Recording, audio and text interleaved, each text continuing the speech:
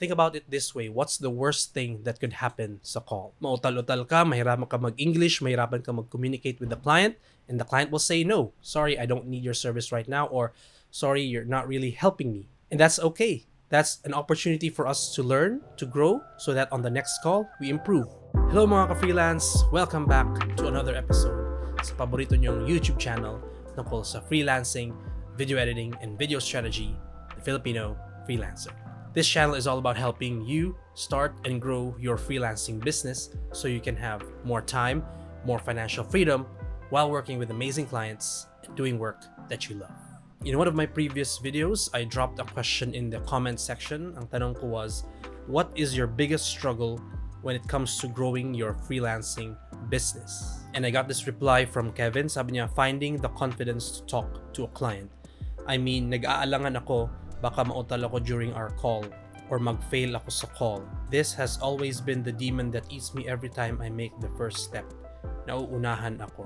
Super great question from Kevin, and it's something that I went through as well and I'm still going through. In this video, I'm going to share some tips that I have used to help me get over the fear of talking to clients, and hopefully these tips will help you get over your fear of talking to clients as well. Okay, so isa-isahin natin yung question ni Kevin. Sabi niya, finding the confidence to talk to a client. I mean, nag-aalangan ako, baka mautal ako during our call or mag-fail ako sa call. Now, Kevin, if you're watching this video, I want to ask you, ano ba yung ibig mo sabihin when you say fail during the call? Is it fail to answer the client's questions? Is it fail to close the sale or fail to close the project? Is it fail to communicate? So madaming meaning when you say fail during a call, but for the purposes of this video, I'm gonna assume that when you say fail, that you mean that you failed to answer the client's concerns or questions and that you failed to close the client or the project. So to answer this question, let's take a step back and take a look at ano ba yung purpose ng discovery call or sales call. The purpose of the call is to gather data and diagnose the problem. Also, we are trying to figure out if we are a good fit, both in terms of the need of the client and the service that we offer, as well as if we are a good fit personality-wise. Are we communicating clearly on the call? Or based on our discussion, can you tell if this is a client that you want to work with? So if yun yung purpose ng DC, which is to gather data and diagnose the problem, how can we do that? Well, we can accomplish that by asking questions. Tayo yung nagtatanong ng questions. We are the ones probing. We are the ones asking the client about their need, about their problem. We are helping them think through their problem. Notice I didn't say that we are there to give advice or to give them a solution right away to their problem. So following that logic, how can we fail in answering the client's concerns or questions when we are the ones supposed to be asking the questions?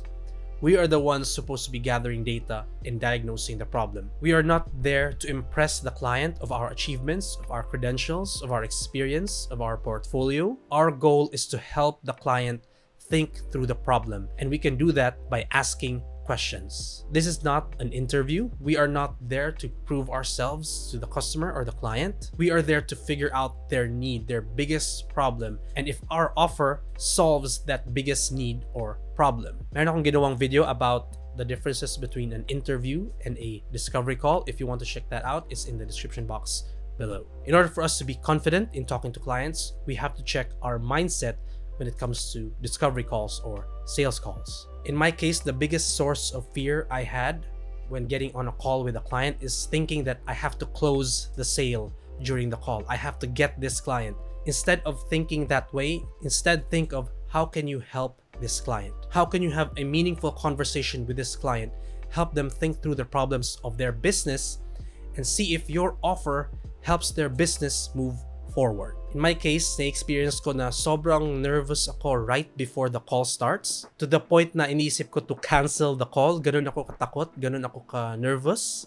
But when the call actually starts, nawawala yung fear ko, nawawala yung nervousness ko, and I focus on gathering data and diagnosing the problem. And so I realized that every time I think of canceling the call kasi takot ako, kasi nervous ako, I think to myself, don't miss out on the opportunity to help somebody. Don't miss out on the opportunity to have a meaningful conversation. So let's take away the fear of failing sa call in the sense na you fail to answer the client's questions or concerns, because you are not there to answer the client's questions or concerns. You are there to help them think through the problem. And we can do that by asking questions. Questions are better than answers. Help the customer tell the story. Trust me, I've been on calls where all I did was give advice. Hindi ako nagtanong, hindi ako nag-probe kung ano yung problem nila.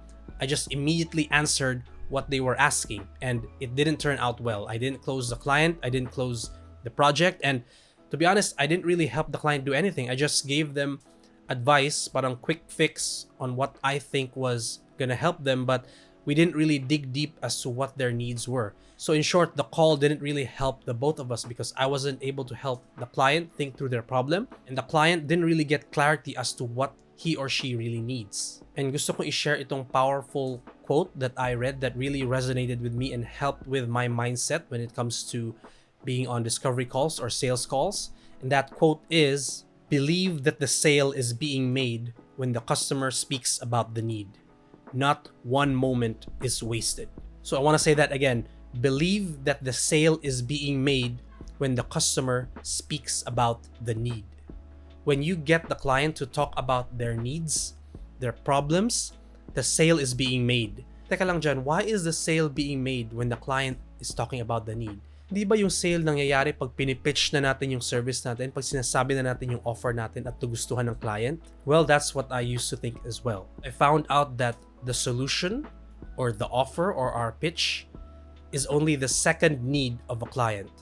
The first need is to get started on a solution.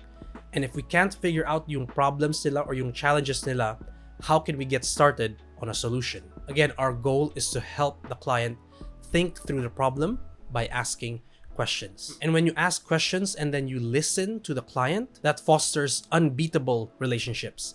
Our sharpest competitive edge as freelancers is to be able to ask questions and to be able to listen to the client. When we do this, the customer sees us as someone who has a nose for what is important. The customer sees us as someone who wants to dig deeper and not just give out random advice. Again, come from a place of help. Go into the call not thinking to close the client, but think of how can you help the client. It's okay to be nervous. It's okay to make mistakes. Okay lang na mautal-utal ka. Just take a deep breath and pause if needed. Then ask your questions. Again, we are not on the call to prove ourselves. We are not there to answer the client's concerns. We are not there to give advice. We are there to help them think through the problem by asking questions. Think about it this way. What's the worst thing that could happen sa call? Mautal-utal ka, mahirapan ka mag-English, mahirapan ka mag-communicate with the client, and the client will say, "No, sorry, I don't need your service right now," or "Sorry, you're not really helping me." And that's okay. That's an opportunity for us to learn, to grow, so that on the next call, we improve. It's not the end of the world if we make those mistakes and we fail to communicate and the client decides not to take our service or not to avail of our service. That's okay. We learn, we grow, and we improve on the next call. As long as we didn't insult the client, as long as we didn't offend the client, then that's okay. That's part of our process. It's part of growing. Sabi nga ng mentor ko na at the start pa lang of your freelancing career or your business, you have to realize that you're gonna fail more than you're gonna succeed. And that's okay. Because all these little failures that we experience on our journey in trying to grow our freelancing business will make the successes even more meaningful. So once you have the proper mindset when it comes to discovery calls, the next best thing that you can do is to get on as many sales calls, discovery calls as you can. The more you do it, the more comfortable you will be, the less nervous you will be, and the better you will become at communicating, gathering data, and diagnosing the problem. The next best thing that you can do is to have mock discovery calls with your friends or your colleagues. This can be helpful because walang pressure of being on an actual sales call, but it can still be helpful because you practice asking your questions, you practice actually saying the words that you want to say on a discovery call, and you're able to practice the flow of a discovery call from start to finish. So hopefully nakatulong itong mga tips ko on how to be more confident talking to clients or customers and getting over that fear of talking to them. Remember, you are not there to prove yourself. You're not there to give advice. You are not there to answer their questions or their concerns. It's you who should be asking the questions, gathering data, diagnosing the problem, and helping the client think through the problem. Thank you so much, guys, for watching. If you enjoyed this video, then please do give it a like or a comment down below. It really helps to support this channel. And if you want to watch more videos about freelancing, then check out the videos on the screen right now. Here's to success on your freelancing career, and I'm excited for your journey. Peace.